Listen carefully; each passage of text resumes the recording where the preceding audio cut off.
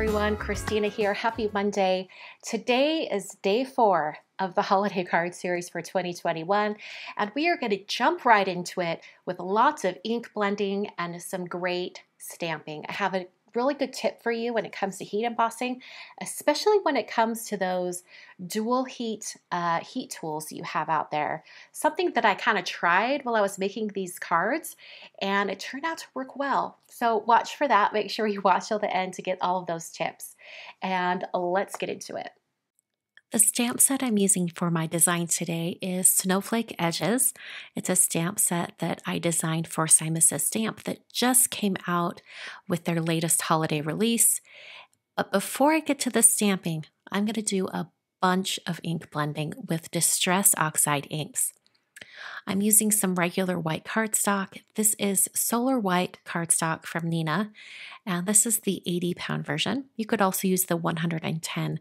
The weight of the cardstock has no bearing on this particular part of the card design.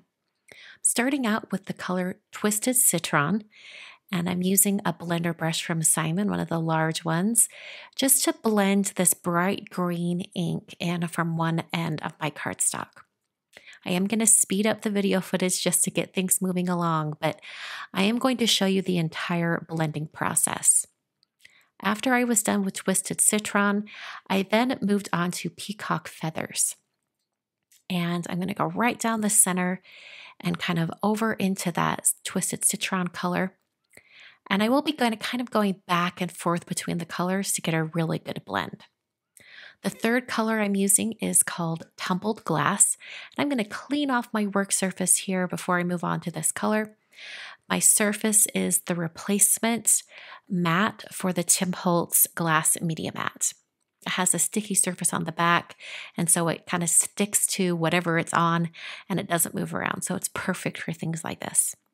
Taking Tumbled Glass and blending it from that one edge, kind of going back and forth, trying to get those colors. I'm going back to Peacock Feathers, and I'm going to go over that line where it blends with Tumbled Glass and also coming down into the Twisted Citron. I'm going to grab the Twisted Citron and kind of blend out that area one more time, and this is going to give me a seamless blend from top to bottom. So here's my finished blend for the first card for today. I really love this color combination. I don't know that I would have ever thought of it, but I just really wanted to do greens and blues. I'm going to use some of the same colors again, but this time I'm going to be adding a red. So I'm starting with Twisted Citron once again. And because I have 4 colors on this one, I'm not going to bring that Twisted Citron in quite as far. I'm going to use Peacock Feathers next, just like I did with that first card blend. And for my third color, I'm going to be adding Prize Ribbon. This is one of the brand new colors from Tim Holtz Distress line, and Prize Ribbon blends beautifully with Peacock Feathers. It's a great blend going from this bright blue to that intense kind of teal shade. All right, and then here's the red. Actually, we're going to go back to Peacock Feathers and blend that out one more time, trying to get a really good blend there. Back to Twisted Citron.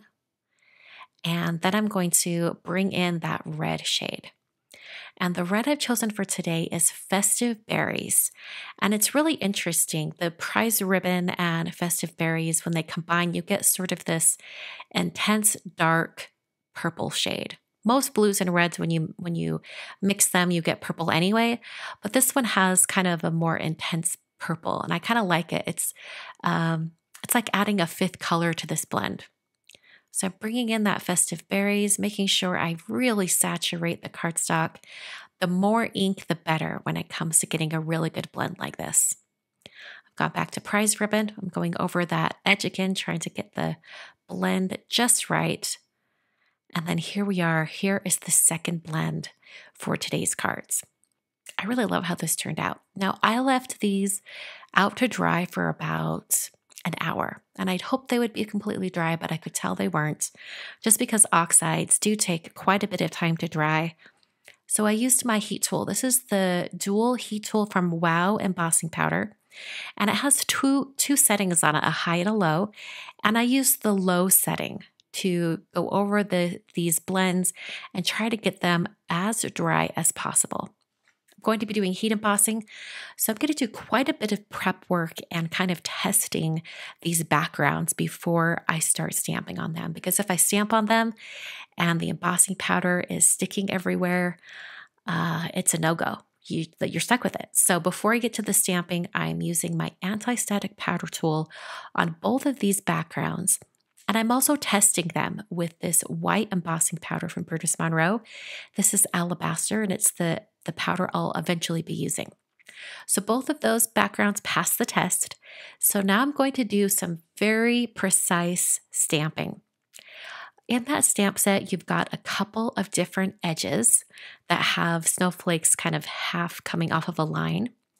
And when you pair these two together, you can get a really beautiful kind of motif with snowflakes on the top and bottom. So I'm using this transparency grid sheet to place it over my background, make sure it's straight, applying the stamp, and then picking it up with the door of my MISTI. And when you use a transparency grid like this, there's a couple of different reasons why you would want to do it. The first reason being that it helps you get a really straight line on your stamp. If you're doing text or a border like this, it helps you with the precision for making sure that your line is on there completely straight. The second reason why you might want to use a transparency grid like this, we're going to see in just a minute here why that's really beneficial.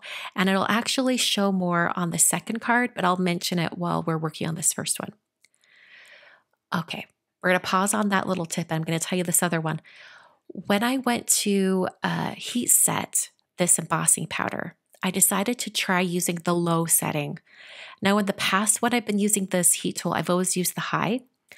But since I had already heated those backgrounds to dry them, the heat tool was pretty hot. And I thought, I'll try the low setting. And you know what? It melted the powder beautifully without warping the cardstock. I was really, really surprised. So if you have trouble with warping cardstock, it might just be that your heat tool is a little bit too hot. So I found that using the lower heat setting and holding it just a little bit closer to the surface of my project, that I got a melted powder without any warping of the paper. I thought that was just really fascinating. And I've tried it out a couple times since I filmed this card or these cards, and it has worked great. So I'm like, did I stumble upon something? I'm sure I didn't. I'm sure everyone else has already been doing this for ages. I am late to the game, but I thought I would pass on that little bit of knowledge just in case those of you who already have this heat tool, if you've yet to try this particular way of heat embossing. Okay, so now I've got the second border. There's two borders like this, or two edges like this in the stamp set.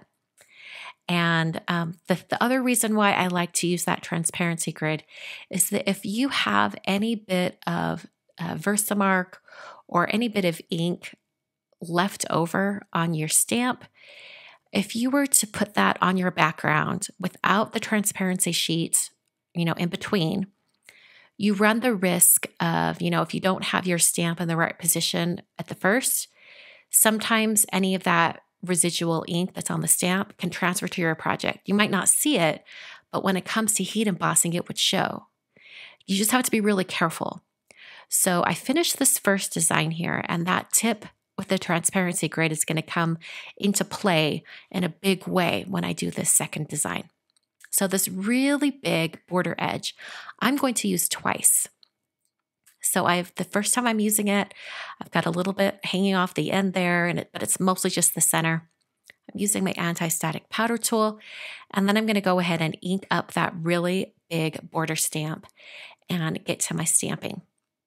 Once again, I'm using Versamark, and I'm going to use my Stampin' Bug glider over this really big stamp so that I get a nice even impression. So I'm going to take it out of my MISTI and apply that embossing powder. Once again, this is Alabaster embossing powder from Burgess Monroe. So I'm going to hit this with my heat tool until everything's melted. And once again, I'm using the low setting on that heat tool, and it works great. I mean, if you hold it just a tiny bit closer and you'll get a really great melted powder. I was really surprised by this. Okay, so here's where this comes into play. I barely cleaned off that stamp. Now, if I was to go to put that on my project without the transparency grid, I would have to just, wherever I place it the first time, it's just going to have to stay there. I wouldn't be able to move it around or position it and get it into the right spot. But when I have it on top of that transparency sheet, it protects the surface of my blended piece of cardstock.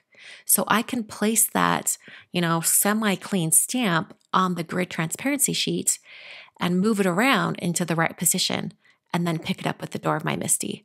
So this transparency sheet has a couple of different aspects to it that make it great for all of this precision stamping, especially when you are going to be stamping the same images multiple times. I'm stamping my greeting here, and then I'll be coating it in that white heat embossing powder and heat setting it just like I did with the rest of it. Now that big border snowflake stamp is a good example of using the same stamp over again and letting the transparency sheet protect the project underneath. I'm going to do that again when I stamp some snowflakes to fill in the gaps on this background. So you could leave it like this. I think it looks really pretty with kind of that channel down the center that's left open. But I decided to use some of the separate snowflake images from the stamp set and fill in the gaps. So those smaller snowflake stamps, I'm actually going to be using a couple of times, and I didn't clean them off in between. I'll just clean my transparency sheet at the end of my crafting session here. So I stamped those other stamps again, and I'll coat them with my white heat embossing powder and then heat them until they're melted. So these two cards, very, very simple when it comes down to it, just ink blending with a bunch of heat embossing on top. I've prepped 2 card bases that are A2 sized, the exact size of my backgrounds and my projects. And I'm using some Tombow Extreme adhesive to adhere them down to the front of each card base. And I'll press that down. I like to adhere these starting from the fold. So you'll see me kind of get that corner, and then I'll kind of wiggle it around and then press it the rest of the way down.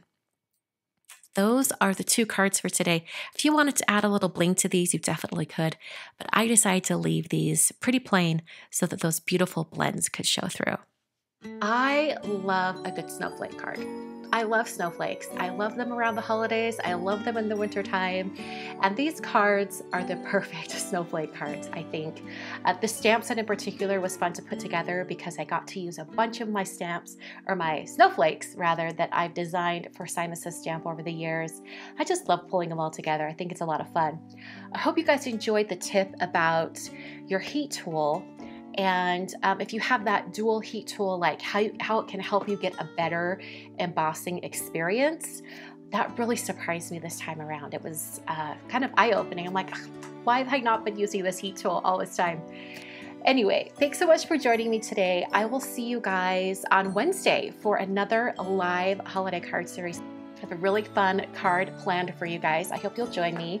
It is going to be Wednesday at 6 p.m. Mountain Time. And if you can't make the live, no worries. You can watch the replay later. You can watch the full-length replay, or you can watch the edited for time replay. The edited for time replay is much more similar to these edited videos that you watch. So if you're short on time, you'll want to watch that version. Thanks so much for joining me today. I will see you guys on Wednesday.